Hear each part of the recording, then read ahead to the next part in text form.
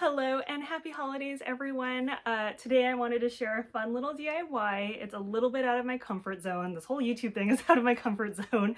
But I did want to show you something that I love doing and I've gotten a ton of questions about on my Instagram about my DIYs. And today I wanted to show you a fun and simple holiday one, a Mickey sugar cookie craft. As you can see, it's a little board costume for your little one. You can just make it for yourself if you wanted to, but it is super simple. All you need are a few supplies and a little bit of imagination, and you have this dose of sweetness. Before we get to the actual DIY, I wanted to share a little backstory on this because I do get a lot of questions about how did I start doing all of these crafts? What are the stories behind them? How do I get inspiration? All of that.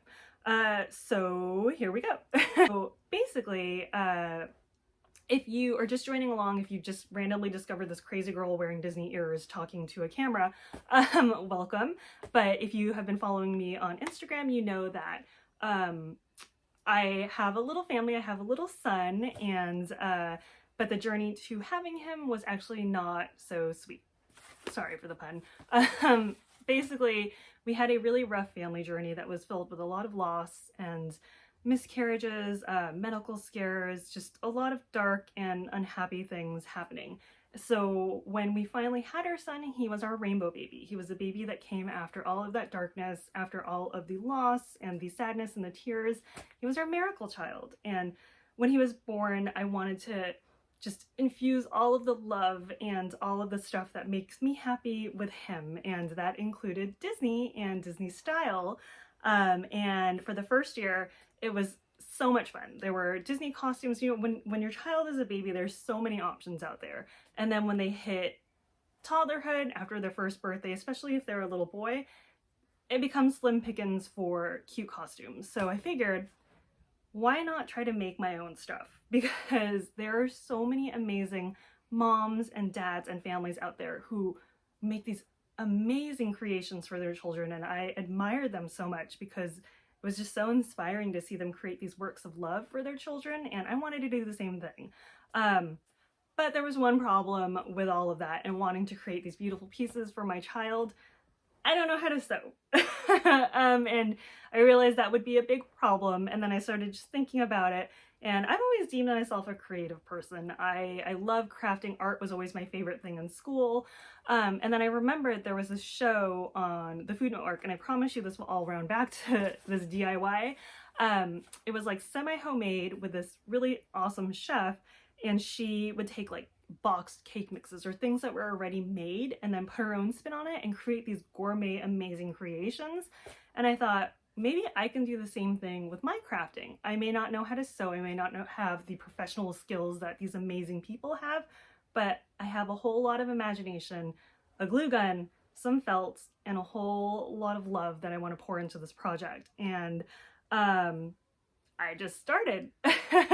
This actually ties in with the holidays and the sugar cookie theme and all of that stuff, because the very first project that I attempted to DIY was actually the Mickey and Minnie Disneyland Snowflake Christmas outfit. So if you don't know what I'm talking about, I'll add it after this.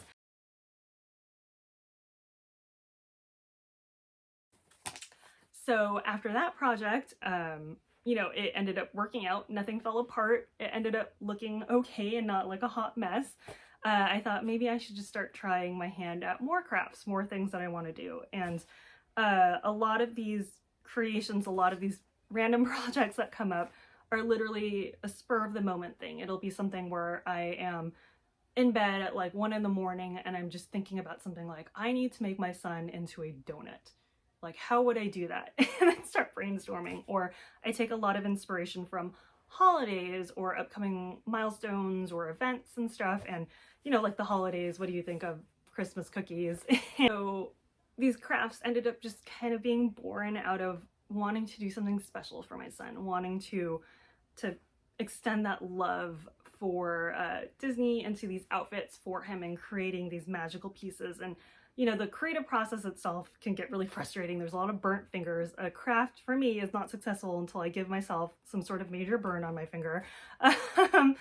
But you know, once it's completed and I see him wearing it and just see the memories and the fun that come out of it, it makes my heart overflow with so much joy, and it's completely worth it. And I know that when he's older and he's a teenager, he's going to be so embarrassed and be like, Mom, why did you make me dress like a sugar cookie? But I hope he understands that there was nothing but love and just joy into doing that for him.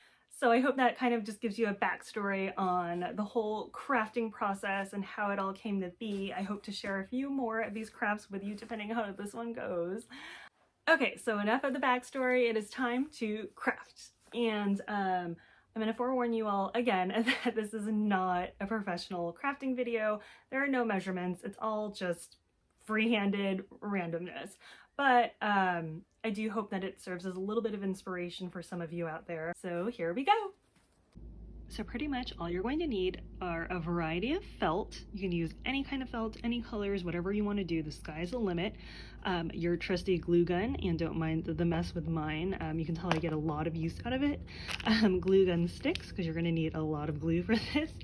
Some sort of cardboard, either paper plates, any kind of cardboard scrap that you can cut into a circle, or in my case, a cake board, a pen to trace things out on, and of course a good pair of scissors. I like to use fabric scissors because they actually cut through felt a lot smoother than a regular pair would. So the first thing you're going to want to do is actually lay out your cardboard onto your felt, and then you're going to trace around it, or you can just start cutting if you're like me and freehand everything. But you're going to want to leave about an inch or so all the way around, because that's how you're going to glue it onto the board. So here we go. Here they are, and you can tell that I just freehand this because of how jagged and uneven the edges are. If you're a perfectionist, you can go ahead and measure it out, but this is all going to be covered anyways. As long as you have that little extra overhang, it'll be fine. So it's not about perfection, it's about making sure that it will just work, at least in my case. That's my motto. After you cut out your bigger circles, you're going to work on the ears. So you only need 2 of these, and I just use one of Ben's like play plates to use them, because it just, I mean, it's up to you on the sizing and everything, and so that's what I did. So you're going to cut 2 circles out from the same material as the base of the cookie. And another thing too is that sometimes the felt is a little bit too flimsy, so what you can do is actually double up and do 2 pieces of felt to make it a little bit more sturdy. Or something I didn't list, if you do have it, is use a little bit of craft foam, and I will show you next. You can either use craft foam, so this is like a really lightweight soft craft foam you can get at the craft store too, usually near the felt, or you can use cardboard or whatever you used, or another piece of paper, anything to just kind of double up and make it a little bit more sturdy, but that's totally up to you. Okay, so here is where we're going to start putting everything together. So your glue gun is plugged in, all warmed up. Again, I'm sorry for the mess. Look, that's how much you can tell I've used it. What you're going to do, and since I don't have the fancy YouTube equipment to actually like record while doing this, I am just going to kind of tell you and then show you step by step. So you're gonna put some glue all around the edges, put a decent amount, and what you're going to do is just push the fabric up, and you're gonna just keep kind of going around almost like a pie crust until it all covers your board.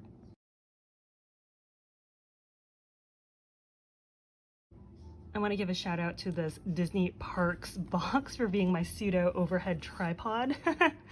But as you can see, I've glued everything down. It is not perfect, it is not even, but it gets the job done. It looks kind of like a messy pie crust, and if you could tell from the video, I was just kind of gluing and then pushing down and go little by little. And when you turn it around, you have a covered cookie base. You are going to repeat the steps with the other side, and then you are ready for the next step. Okay, so now you can kind of see how it's all coming together. You have your 2 base pieces and the ears.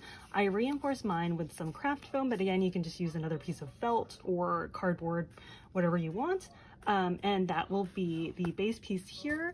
And now is the fun part. Now is where your imagination, your creativity, timing, whatever you have and whatever you want to do, because it's about decorating the cookie. So for me, just for the purpose of this video and just because I wanted to keep it simple, I am just going to do a simple Mickey frosted cookie. So I have, and because of what I have in my felt box, I had some white, red, greens, and just kind of come up with something fun, hopefully. So here we go. So I've decided my cookie is just going to be a simple iced cookie. So again, freehand cut everything. I just wanted it to look very like natural. And next thing, I am going to cut out some sprinkles out of felt, out of just scrap felt that I have, and then add them on, and I will show you before I glue everything. Okay, so I've made a complete mess. There's felt everywhere now, but I've made tiny little sprinkles and a little hidden Mickey because I like to do that with my projects. And now I am ready to glue. Again, this is going to be a little bit too hard to try to glue at the same time as recording. So it'll just be one of those magical things where it'll be 1, 2, 3. It is glued. So everything is now glued on, and I'm going to show you how I attach the ears. It is super simple, trust me. All you have to do is find the area that you want to glue it on, put a hefty dose of glue, push it on, and boom. You have your Mickey cookie. Now the next big thing is going to be attaching the back portion of your cookie to this portion, and it's super simple. All you're going to need is either ribbon, pieces of felt if you wanted to do that, if your child isn't too wiggly. We used felt before and it's stretched out, but you're just going to find something to attach the two of them, and you're going to lay them out like this and attach them here and here. Okay, so now to attach them, I have some ribbon, and all I did was actually glue them to the boards just like that. It's gonna vary depending on how big your child is. You can definitely measure them. This is just measurements that I have for Ben, but as you can see, it is super simple. When you flip it around, it'll be just like that, and then you can drape it over them like so. So there you have it. It is the DIY Mickey cookie. And again, if I can craft, you can craft. So I also want to show you the behind the scenes of what really goes on when I craft. It's literally me on the floor because I don't have a little crafting space, but it's literally just a mess, and there's like felt everywhere, and Peter always knows when I'm done crafting because he's like, you were crafting because there's felt bits everywhere. So yeah, props to all the amazing people that put together these videos, and it's like pristine, and here I am literally on the floor doing this. Okay, well, that is about it. Thank you again for watching. I'm wishing you all a very happy holidays, and take care, everyone.